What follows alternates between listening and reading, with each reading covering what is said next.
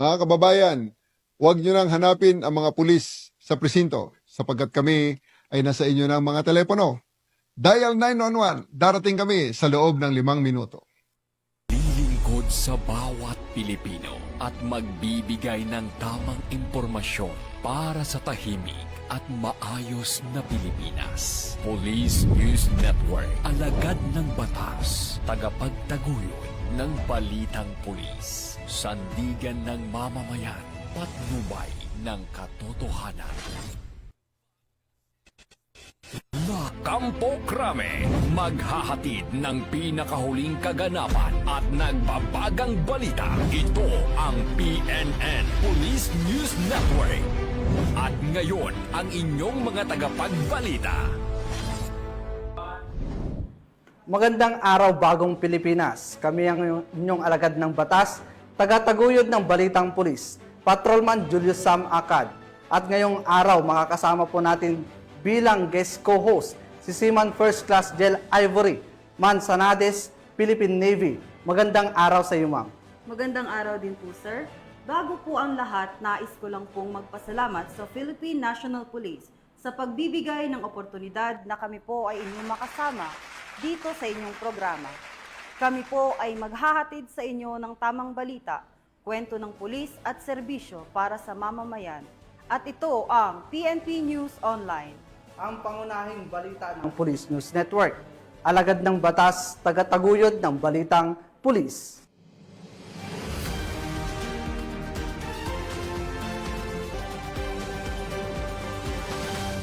Narito ang mga balitang dapat niyong abangan. 3 suspect arestado sa kasong karnaping, motorsiklo na recover. Lalaking may kasong murder, timbog sa Cebu City. At 2 individual timbog ng PNP ACG dahil sa pagbubugaw at prostitusyon.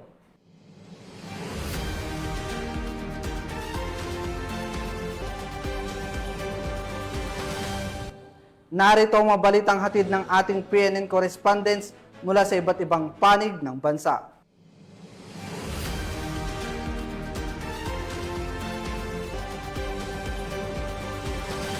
Simulan natin ang balita mula sa bahagi ng Luzon.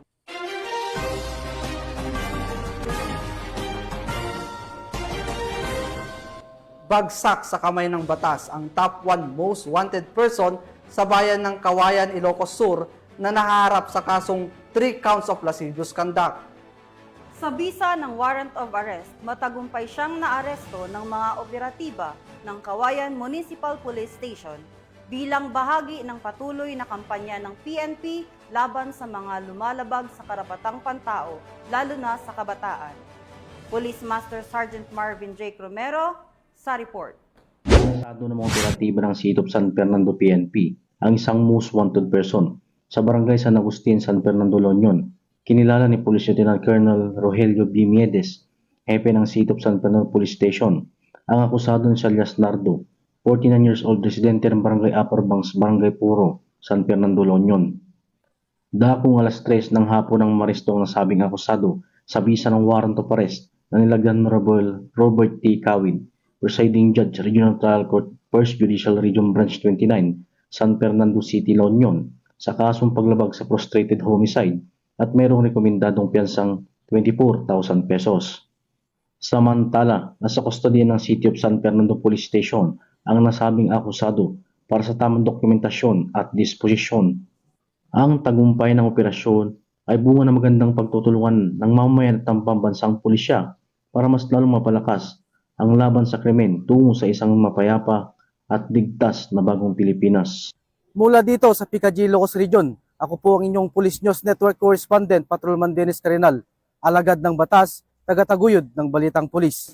Maraming salamat, Patrolman Carinal.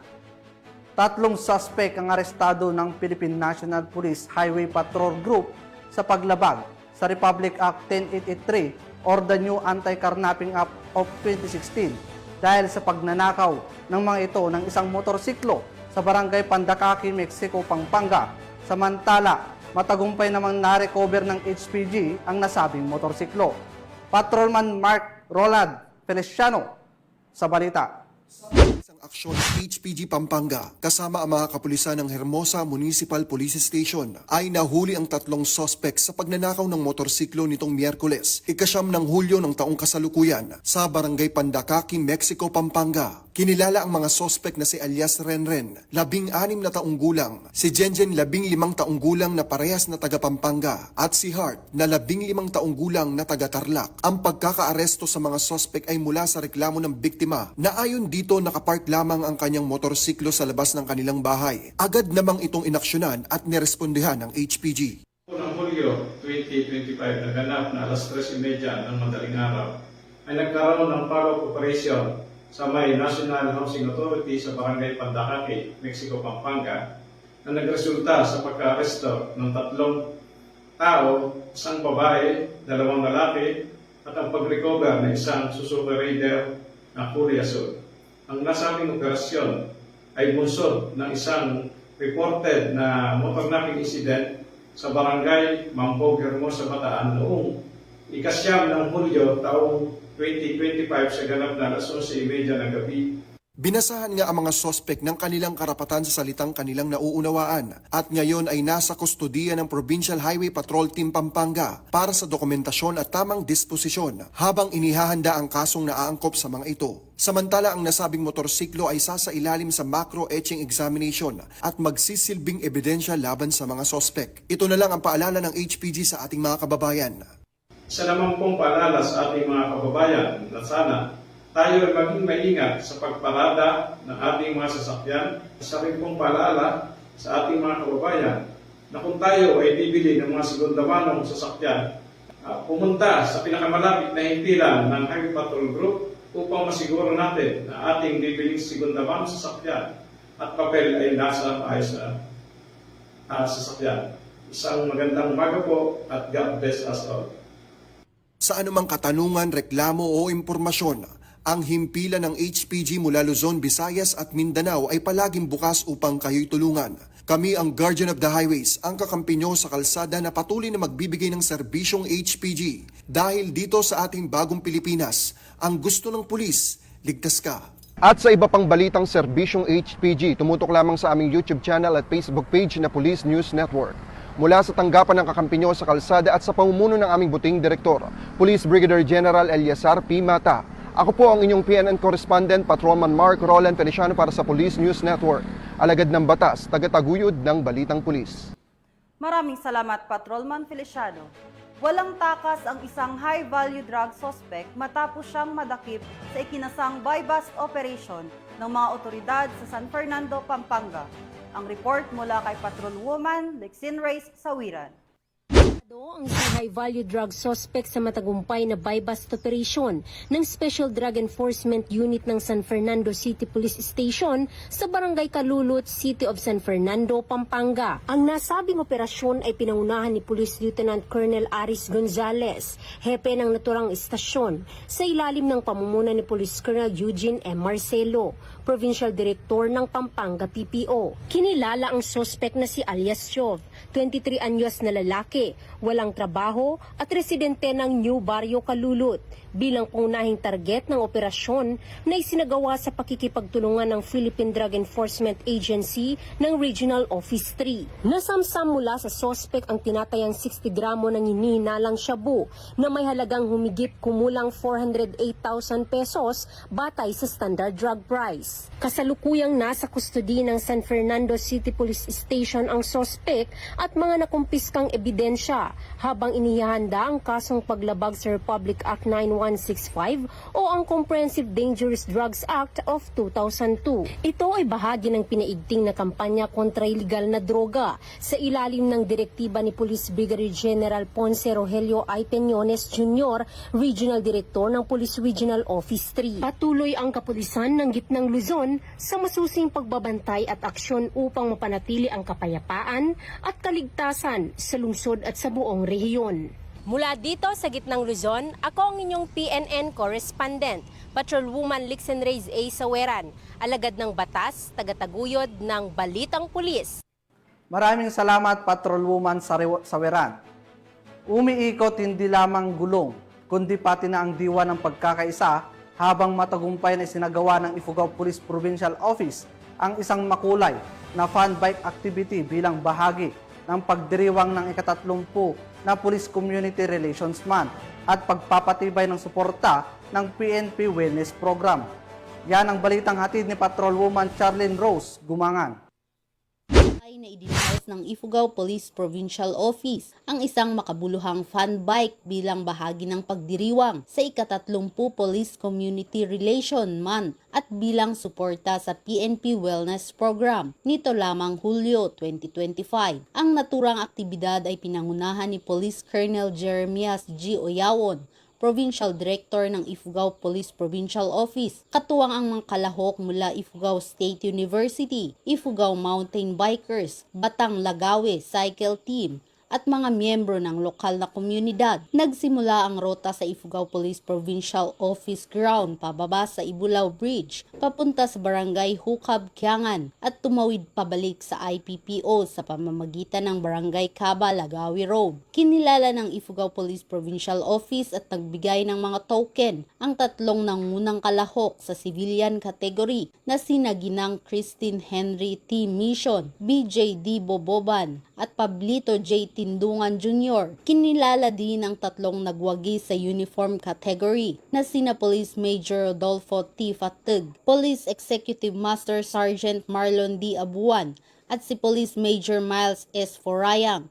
Bukod pa rito, isang espesyal na parangal ang ibinigay sa isang 76 taong gulang na nagtatapos, si Ginoong Alberto T. Lumawi, bilang pinakamatandang kalahok, habang kinilala din si Miss Trixie G. Pinkihan bilang top female finisher. Sa kanyang mensahe, pinahayag ni Police Colonel Oyawon ang kanyang taus-pusong pasasalamat sa lahat ng kalahok, lalo na sa mga miyembro ng mga komunidad na naglaan ng oras upang suportahan ang kaganapan. Ang mga aktibidad tulad nito ay hindi lamang nagtataguyod ng kalusugan at kagalingan, kundi pinapalakas din ang ugnayang nagbubukod sa atin. Ang aktibidad ay dinisenyo ng Ifugao PNP upang higit na mapatibay ang ugnayan ng pulisya, partners, stakeholders at komunidad. Mula dito sa bayan ng Lagawe, ako ang iyong PNN correspondent, Patrolwoman Charlene Rose Gumangan, alagad ng batas, tagataguyod ng balitang pulis. Maraming salamat, Patrolwoman Gumangan. Tunghayan naman natin ang mga balita mula sa Visayas.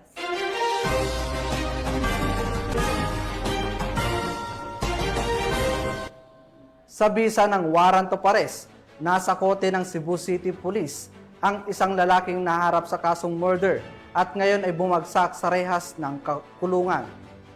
Ang pagkakahuli ng sospek ay bahagi ng pinaigting na kampanya ng PNP laban sa mga taong patuloy na lumalabag sa batas at nagtangkang takasan ang pananagutan. Nakibalita dyan si Patrolwoman Jodette Nicanor.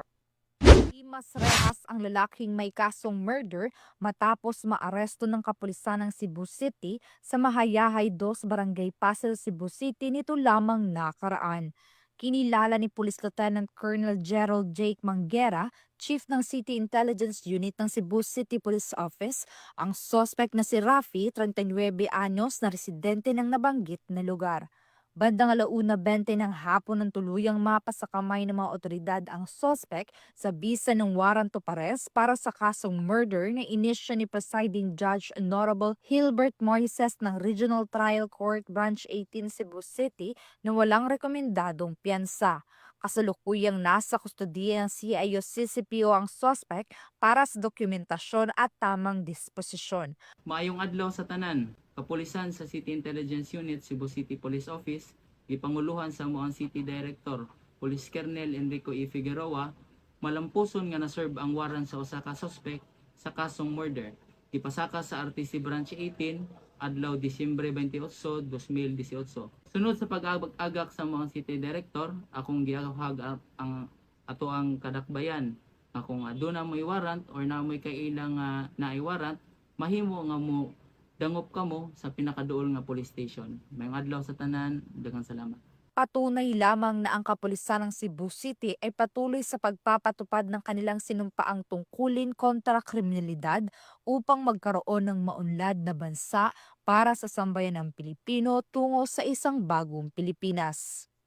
Mula dito sa Cebu City Police Office, ako ang inyong Police News Network Correspondent, Patrolwoman Judith Nicanor, alagad ng batas, tagataguyod ng balitang pulis. Maraming salamat, Patrolwoman Nicanor. Sa gitna ng walang patid ng kampanya kontra illegal na droga ng Philippine National Police, isang karpintero sa Molo, Iloilo ang nahulog sa pagtibog ng batas. Matapos pasamsam mula sa kanya ang hininalang shabu na nagkakahalaga ng mahigit 400,000 piso. Patrolwoman Charmin Balunsat sa report. Hindi nakalusot ang isang construction worker sa kinasang bypass operation ng City Drug Enforcement Unit ng Iloilo City Police Office at Iloilo City Police Station 4 sa Barangay Kasing-Kasing, Molo, Iloilo City. Nito lamang 10 ng Hulyo taong kasalukuyan. Kinilalang arestado na si alias Ryan, 47 taong gulang, isang construction worker na itala bilang high-value individual at residente ng nasabing lugar. Ayon kay Police Captain Ryan Chris Inot, hepe ng City Drug Enforcement Unit, nabilhan si alias Ryan ng isang sachet ng hinihinalang shabu. Maliban sa buy-bust item, na-recover pa mula sa suspect ang 5 karagdagang plastic sachet ng pinaghihinalaang shabu na may kabuang bigat ng higit kumulang 60 gramo at tinatayang nagkakahalaga ng 408,000 pesos. Kasalukuyang nasa kusdiya na ng pulisya ang suspect at maharap sa kasong paglabag sa RA 9165 o ang Comprehensive Dangerous Drugs Act of 2002. Ang matagumpay na operasyong ito ay isa lamang sa mga tagumpay ng Philippine National Police laban sa mga illegal drug personalities tungo sa mas mapayapang bagong Pilipinas. Mula dito sa Police Regional Office 6, ako ang inyong PNN correspondent, Patrolwoman Charmaine Balunsat, alagad ng batas, tagataguyod ng balitang pulis. Maraming salamat, Patrolwoman Balunsat. Narito naman ang mga balita mula sa bahagi ng Mindanao.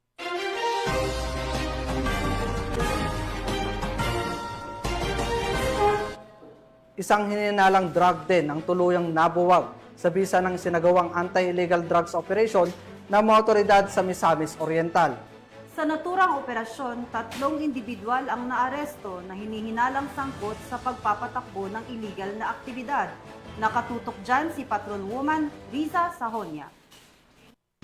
Matagumpay na nabuwag ang isang drug den kasabay sa pag-aresto ng 3 individual na mga sangkot sa illegal na droga sa isinagawang anti-drug operation ng Provincial Drug Enforcement Unit 10, PDEA 10 at Upol Municipal Police Station sa Barangay Malanang Upol, Misamis Oriental nitong 9 ng Hulyo taong kasalukuyan. Sa isinagawang anti-drug operation ng mga operatiba ay matagumpay na nabuwag ang isang drug den at pag-aresto ng 3 suspect na nakuhanan ng 8 gramo ng hinihinalang shabu na may standard drug price na 54,400 pesos. Naharap ang mga suspect sa kasong paglabag sa RA 9165 o Comprehensive Dangerous Drugs Act of 2002. Mula dito sa Northern Mindanao, ako ang inyong Police News Network correspondent, Patrolwoman Riza Sahonia, alagad ng batas, tagataguyod ng balitang pulis. Maraming salamat, Patrolwoman Sahonia.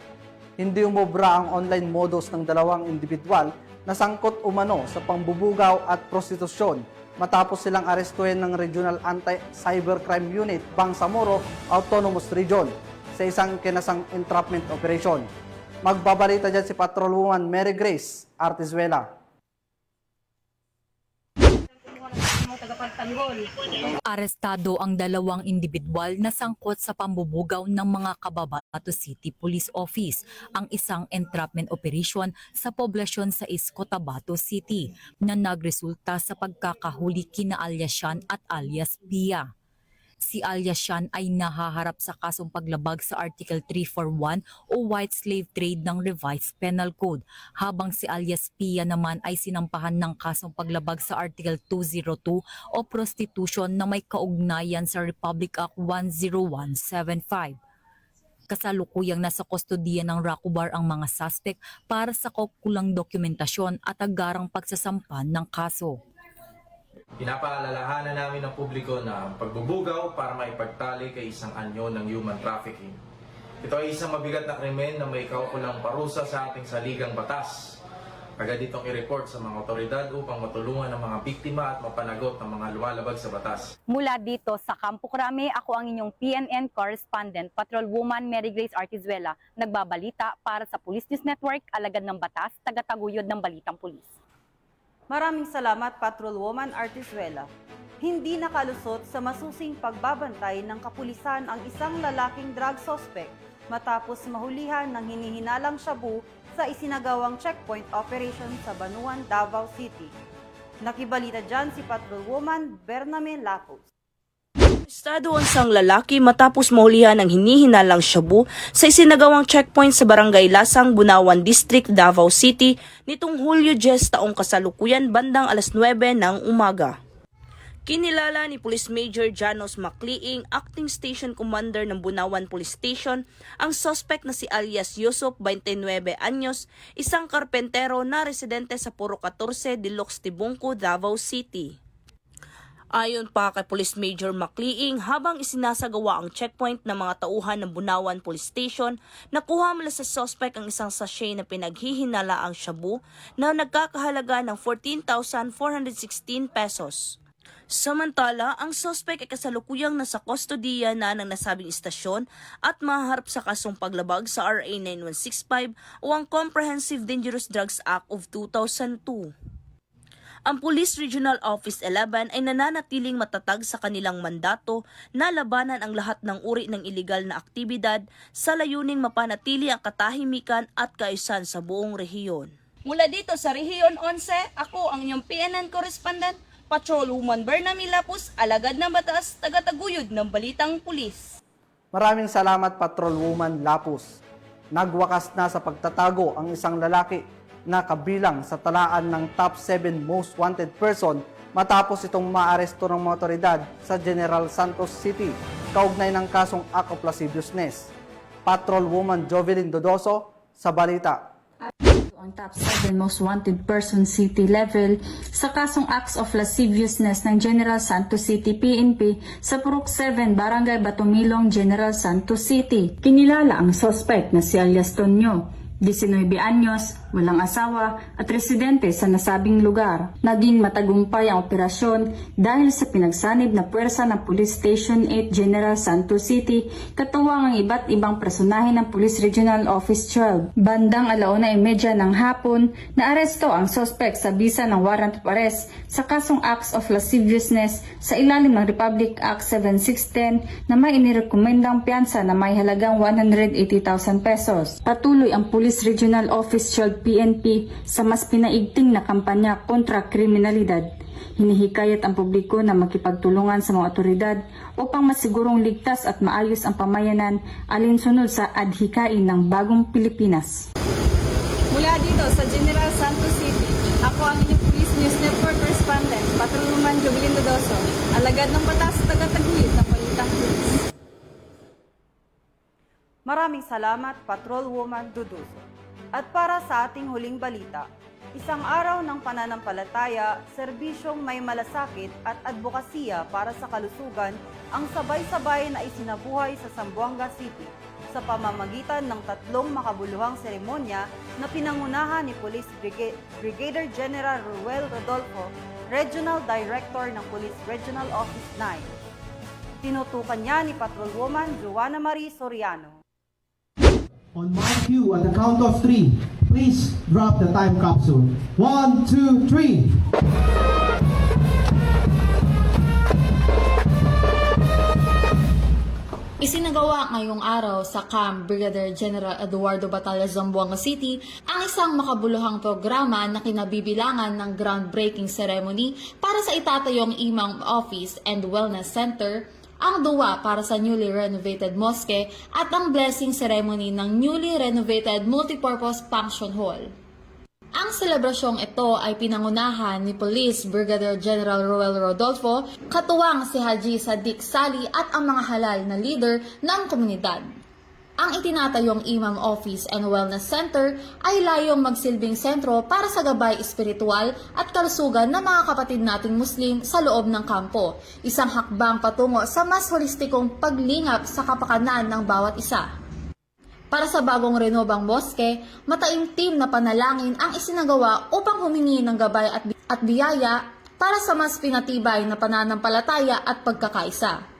Kasabay nito, formal na binasbasan ang newly renovated multipurpose function hall na inaasahang magiging tahanan ng mga pagsasanay, pagpupulong at community engagement program ng Police Regional Office 9. Isinabay rin sa pagpapasinaya ng mga satellite offices ng COA at PIA bilang bahagi ng pagpapalakas ng transparency at serbisyo publiko.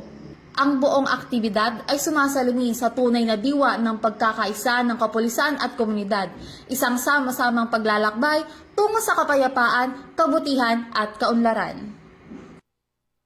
Mula dito sa Zamboanga Peninsula, nagbabalita, ako ang inyong PNN correspondent, Patrolwoman Joanna Marisoriano, alagad ng batas, tagataguyod ng Balitang Pulis. Maraming salamat, Patrolwoman Soriano. At yan ang mabalitang nakalap ng ating PNN correspondents mula Luzon, Visayas at Mindanao. At bago tayo magtapos, ang aming taos-pusong pasasalamat sa mga walang sawang sumusuporta sa ating programa at syempre sa ating guest co-host ngayon na si Seaman First Class Jel Ivory Mansadanes na mula sa Philippine Navy. Baka may gusto po kayong batiin o pasalamatan, ma'am. Thank you din po, sir. Gusto ko lang pong batiin ang aming Flag Officer in Command, Vice Admiral Jose Ma Ambrosio QS Pilita, Philippine Navy, ang aming Commander, Civil Military Operations Group, Philippine Navy, Captain Gregory Gerald B. Fabic, Philippine Navy General Staff Corps, ang aming Deputy Commander, Simog PN, Colonel Nilo E. Hapson, Philippine Navy Marines General Staff Corps, at ang aming Acting Chief of Staff at Commandant CMO School, Commander Lady Chatterley I. Alvaro Subiling, Philippine Navy, at sa lahat po ng estudyante ng Journalist Advanced Specialization Course, Class 03-25. Ayan, at sa ngalan ng pamunuan ng Philippine National Police, sa pangunguna ni PNP Chief Police General Nicolas Torre III, at sa pamumuno ni President Ferdinand Bongbong Marcos Jr., kami ay maglilingkod sa bawat Pilipino at magbibigay ng tama at balansing balita. Dahil dito, sa bagong Pilipinas, ang gusto ng pulis, ligtas ka.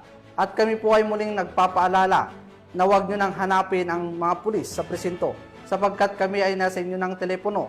Dial 911, darating kami sa loob ng 5 minuto. Mula rito sa tanggapan ng tagapag-ugnay ng pambansang pulisya, kami ang inyong alagad ng batas, tagataguyod ng Balitang Pulis, Patrolman Julius Sam Acad. At Seaman First Class Jel Ivory Manzanares, Philippine Navy, maghahatid ng tamang balita, kwento ng pulis at serbisyo para sa mamamayan. At ito ang PNP News Online. Ang pangunahing balita ng Police News Network.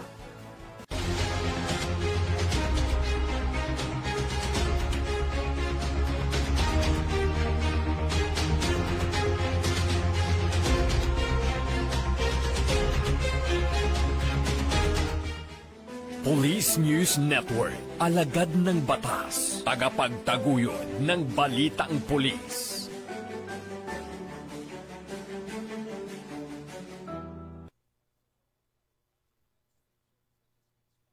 Mga kababayan, huwag nyo nang hanapin ang mga pulis sa presinto sapagkat kami ay nasa inyo ng mga telepono.